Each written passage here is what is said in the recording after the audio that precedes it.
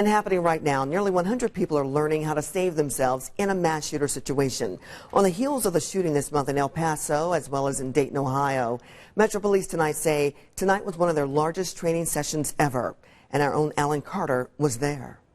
Maddie's done additional training for some other things in this area. Maybe it's a sign of the times. Oh, what do you think the one thing she wanted to do if she could have redone that? That would bring dozens of people out to spend an evening learning how not to be a victim. It's unfortunate, but definitely I think something that's necessary. Am I going to go out this window? When mass shootings seem commonplace, with two high-profile ones just this month, you hate to say it, it's not a matter of if, but when. Unfortunately, we are not going to be able to predict or choose when an event like this happens as civilians or as law enforcement. So if we're prepared, that's that first defense. IMPD officers offering open training to anyone interested. And you said to yourself, well, that's simple enough. No, no, no. To give people advice. Everyone goes through these 3 processes That just might save their lives.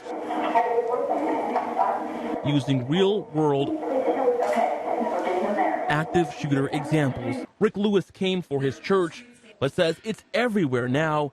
He finds himself thinking, how would I live? And I was in a mall, and I was thinking, clearly I was looking around, very aware of my surroundings, and I would tell you 5 years ago that I would have been in that mall and never thought one thing about it. And at least leaving this class, that's exactly what police want people to be thinking. The cavalry's on the way. IMPD, I promise you, will be there. But there's a time period before we can arrive where you can protect yourself, you save your own life or save others' lives by preparing. In Indianapolis, Alan Carter, Channel 13. I'm focusing on this gun.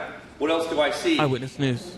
Nothing. Is that dangerous? And speaking of preparing, if you ever find yourself in an active shooter situation, please suggest 3 things. You run, hide, or even fight.